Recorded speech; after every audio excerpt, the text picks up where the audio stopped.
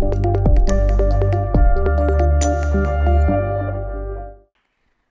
teman-teman semua, kembali lagi di podcast Remaja Tanya Pendeta di episode ke-21. Hari ini kalian ditemani oleh aku, Kayla, dan Aku Keiza. dan kita kedatangan tamu yang spesial yaitu Kak Kak Sheva. Oke teman-teman, aku Seva, kader GKI yang sedang pelayanan di GKI Pondok Indah. Ya, jadi teman-teman kayak yang tadi aku bilang, ini adalah episode yang spesial buat kita dan juga Kak Sheva, karena ini adalah program terakhir yang diikuti Kak Sheva di Remaja, karena Kak Sheva telah menyelesaikan pelayanannya sebagai kader di GKIPI gitu. Nah, sebelum kita mau mulai podcast kita pada hari ini, kita akan berdoa yang dipimpin oleh Keiza. Oke, semuanya mari kita bersatu dalam doa. Bapa yang terkasih dalam surga, terima kasih atas berkat yang telah Kau berikan pada kami, Bapak. Terima kasih sudah dapat mengumpulkan kami dengan keadaan yang sehat ya, Bapak. Sekarang kami akan memulai podcast kami, kiranya Engkau memberkati kami agar dapat menjalaninya dengan lancar dan mengerti semua yang diterangnya oleh Kak Sheva nanti ya Bapak. Dalam nama Tuhan Yesus kami berdoa dan mengucap syukur, haleluya, amin. Amin. Nah, jadi tema kita pada podcast hari ini adalah pelayanan dan keluarga. Betul sekali. Jadi kita langsung mulai ke pertanyaan pertama aja kali ini ya. Boleh. Jadi pertanyaan pertama itu ada banyak cerita nih Kak, kalau ada keluarga yang rajin banget pelayanan dan aktif, tapi ternyata perilakunya di luar tuh nggak sejalan dengan perilaku mereka sebagai anak Tuhan gitu. Kira-kira pendapat kakak gimana? Contohnya gimana nih?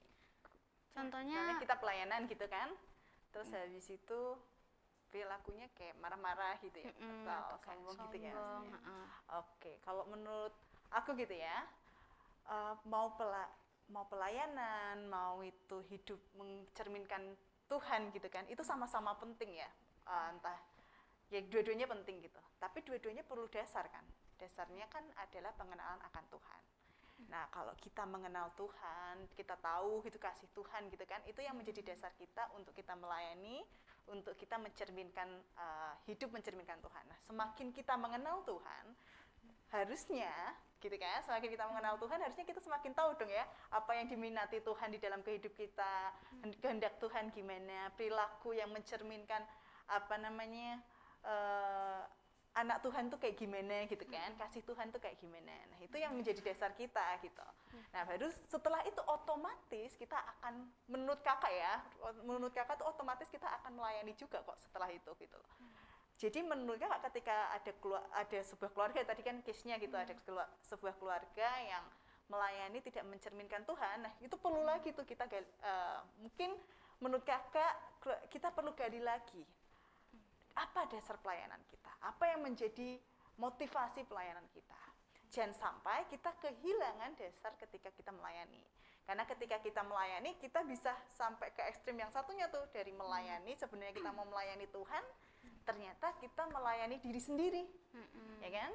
Jadi, itu tuh kadang nggak kita sadari gitu loh. Jadi kita perlu banget nih dasarnya. Nah, dasarnya itu adalah pengenalan akan Tuhan. Biasanya ketika kita mengenal akan Tuhan, hidup kita itu mencerminkan sebagai anak Allah lah. Hidup kita mencerminkan orang-orang yang mengenal Tuhan. Karena kan kita tahu ya, kita tuh serupa dan segambar dengan Allah ya. Jadi semakin kita mengenal Tuhan, harusnya hidup kita semakin serupa dengan Allah. Menurut kakak sih seperti itu ya. Nah, apalagi kalau teman-teman tahu, teman-teman ingat gak kisah setelah Tuhan Yesus naik ke surga, terus kan murid-muridnya kan disuruh melayani kan. Apa yang dilakukan murid-muridnya pertama kali? Apa yang diperintahkan Tuhan deh? Apa yang diperintahkan Tuhan? Ketika Tuhan Yesus naik, apa yang diperintahkan Tuhan? Tahu nggak teman-teman? Tuhan apa tuh Kak? Ya lah Kak Seva kayak kasih ujian ya. Iya nih. Kan teman-teman pasti tahu perintah Tuhan untuk untuk melayani Tuhan, untuk menyebarkan Injil gitu kan.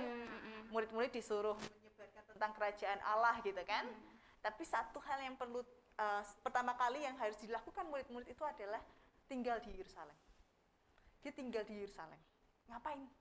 Mereka bertekun di dalam doa. Jadi itu satu hal, sebelum mereka memulai perkara yang besar gitu kan, melayani kan perkara yang besar. Sebelum mereka melayani orang lain, mereka memperkuat diri mereka dengan relasi dengan Tuhan. Supaya apa? Supaya di dalam pelayanan mereka, ini tuh bekal mereka nih, hidup di dalam Tuhan, berserah sama Tuhan. Bahkan dikatakan gitu ya di Kisah Para Rasul bahwa mereka tuh berdoa dan dengan penuh bukan bersama-sama tapi berdoa dengan bersehati gitu. Jadi berdoa bareng-bareng, bersekutu, tapi juga mereka bersehati. Karena apa? Karena itu mereka bekal mereka. Dan lalu mereka nggak langsung melayani setelah itu. Mereka mencari bekal yang lain, membekali diri mereka dengan apa? Dengan memilih Matias saat itu. Setelah memilih Matias, mereka diturunkan Roh Kudus yang dijanjikan Tuhan. Nah, itu yang menjadi bekal mereka, gitu kan. Nah, sebelum mereka melayani, jadi mereka pun perlu bekal nih. Mereka nggak langsung melakukan perkara-perkara hebat, gitu kan. Tetapi mereka diperbekali. Pertama, mereka diperbekali dengan hidup bersama Yesus saat itu. Berarti mereka tahu kan bagaimana melayani seperti Yesus, bagaimana kehendak Yesus tuh kayak gimana sih, kehendak Allah tuh kayak gimana sih, gitu kan. Lalu setelah Yesus tinggalkan, mereka memperlengkapi diri dengan kehidupan bersama, dengan bersekutu, gitu kan. Memperkuat iman mereka, mendasarkan pelayanan mereka nantinya di dalam iman yang kuat, di dalam kebergantungan sama Tuhan, gitu kan. Nah, itu otomatis akan tercermin dari perilaku kita. Jadi kalau menurut kakak, kalau misalnya ada keluarga yang melayani gitu ya, melayani dan tadi kehidupannya tidak mencerminkan gitu ya. Nah, itu menurut kakak kita perlu evaluasi gitu. Evaluasi pelayanan kita supaya di dalam kehidupan kita melayani, tapi di dalam kehidupan kita juga kita juga melayani Tuhan dengan kehidupan kita. Jadi bukan cuma melayani orang lain. Kalau di gereja kan kita melayani orang lain ya. Maksudnya melayani Tuhan di dalam sebuah gereja, termasuk untuk melayani sesama kita, bersekutu lah gitu kan. Tapi kalau misalnya kita lagi di kehidupan pribadi gitu kan kehidupan kita nih benar-benar melayani Tuhan kan. Nah, itu yang menjadi dasar kita sebelum kita melayani orang lain, mari kita melayani Tuhan dengan kehidupan kita gitu kan. Nah, itu sih rasanya begitu dari kakak. Jadi kalau yang aku tangkap nih berarti kita tuh sebagai seorang pribadi harus punya pengalaman iman dulu gitu bareng sama dasarnya Tuhan. Dulu. Dasar gitu ya. Dan mungkin nih kalau misalnya kita ada di situasi itu, kita sebagai member keluarga yang ternyata misalnya kita anak dan ternyata mama papa atau kakak atau adik kita tuh kita menyadari gitu kalau hal itu tuh sebenarnya terjadi di keluarga kita. Tindakan yang bisa kita lakukan untuk kebaikan keluarganya gitu bagaimana? Kalau menurut kalian gimana? Kan kalau misalnya ini kesadaran kita gitu ya. Tapi kalau kita menegur pun pasti belum tentu mereka bakal benar-benar menerima karena kita nggak bisa muter perspektif orang gitu ya. Jadi kadang mungkin juga kalau posisinya kita anak yang menyadari juga mungkin bakal lebih susah karena ibaratnya kuasa kita kecil gitu. Jadi kita menciut. Terus yang bisa terus sekarang bertanya gimana supaya bisa membantu gitu, mengingatkan gitu kan akhirnya. Pada akhirnya kan kita mau mengarahkan ini ke mengingatkan kan. Karena kan kita nggak bisa mengubah perspektif itu kan. Kita nggak bisa mengubah orang tua kita nggak bisa mengubah kakak adik kita. Kadang kalau adik pun walaupun kita udah marahin itu ya, belum tentu berubah gitu kan. Betul. Tapi apa yang bisa kita lakukan adalah ingatkan. Memang nggak bisa berubah. Emang mengingatkan tuh nggak langsung berubah. Perlahan-lahan. Iya, perlahan-lahan. Dan kadang kalau menurut pengalamanku ya, mengingatkan orang tua itu juga perlu. Dan awal-awal dulu kakak nggak punya yang gitu, udah diingetin gitu kan, sulit gitu kan, sulit berubah. Nggak cuma orang tuh banyak orang, apalagi di pelayanan kakak kan kakak masih muda nih kan, di tengah banyak yang banyak yang lebih tua dari kakak, banyak yang lebih berkuasa gitu kan. Kadang-kadang juga merasanya kayak tidak dianggap begitu kan, padahal merasa oh ini benar gitu kan. Nah, apa yang bisa dilakukan adalah mengingatkan. Perkara berubah itu bukan perkara kita. Yang berubah, yang merubah itu Tuhan. Yang kewajiban kita cuma mengingatkan dan mendoakan. Berarti kita alat Tuhan. Kalau misalnya kita sedang melayani orang lain ya, kita melayani, itu kan bagian dari melayani sebenarnya, mengingatkan itu betul. sendiri gitu ya. Kita melayani keluarga kita dengan mengingatkan mereka. Kalau kita sedang melayani orang lain, ya udah, kita melayani kan dengan tulus. Bagaimana respon mereka, bergantung mereka gitu kan. Kita nggak bisa mempengaruhi respon mereka gitu kan. Jadi segala sesuatunya kita serahkan sama Tuhan. Apa yang kita lakukan, misalnya kita mau mengingatkan Tuhan nih, kita nggak punya keberanian nih, ya kita berdoa sama Tuhan, maksudnya minta keberanian sama Tuhan gitu. Tuhan, aku pengen mengingatkan orang tuaku, kok orang tuaku salah, aku pengen ngingatin kakakku salah, tapi aku nggak punya suara nih, ya Tuhan bantu gitu kan.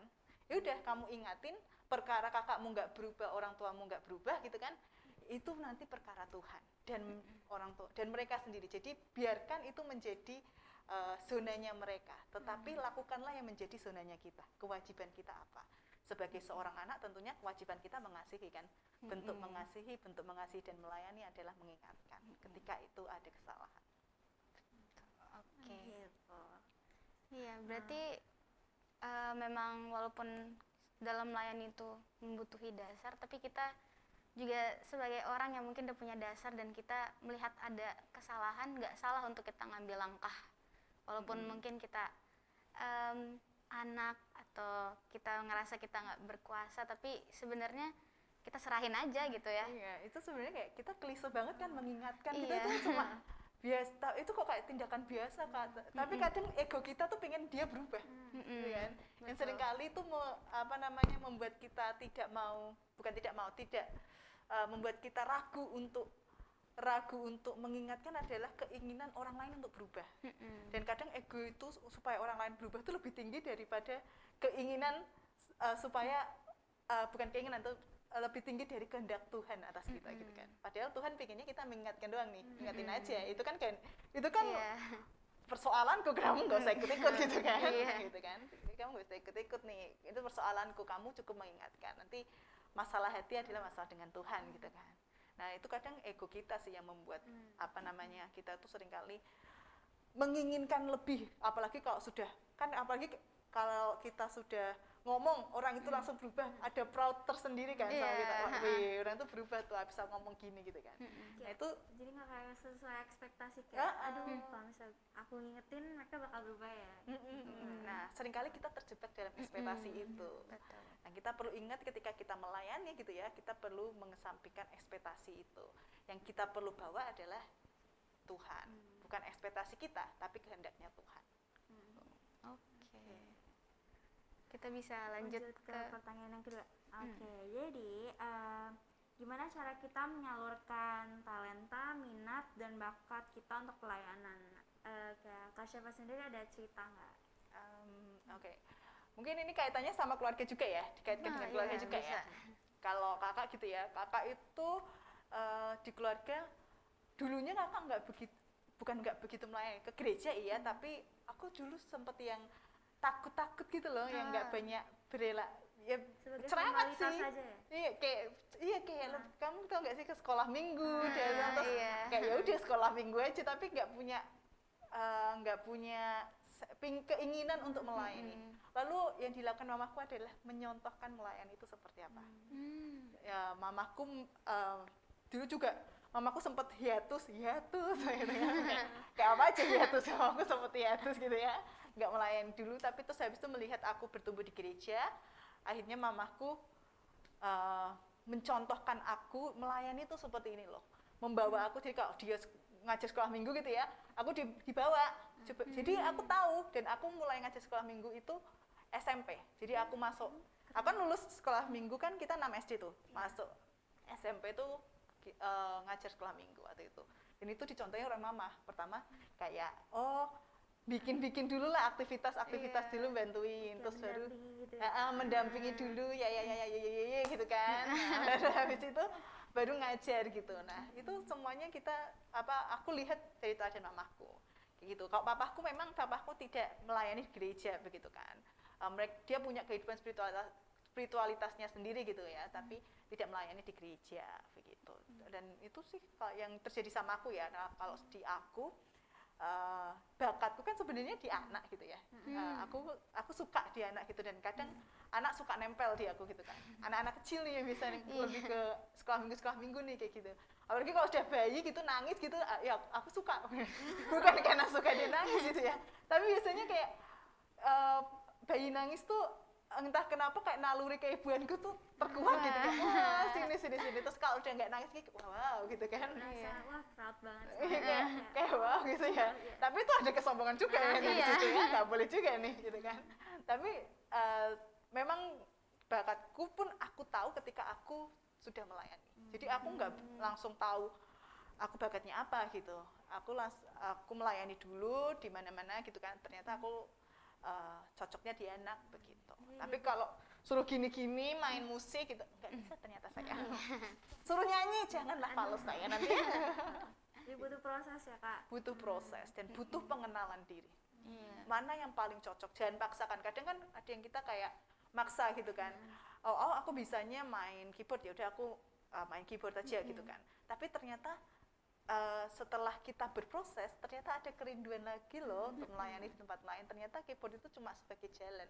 Jadi jangan pernah tutupi jalan itu sih menurut kakak. Karena bakat kita tuh banyak sebenarnya, talenta kita. Eksplorasi aja ya. Eksplorasi aja.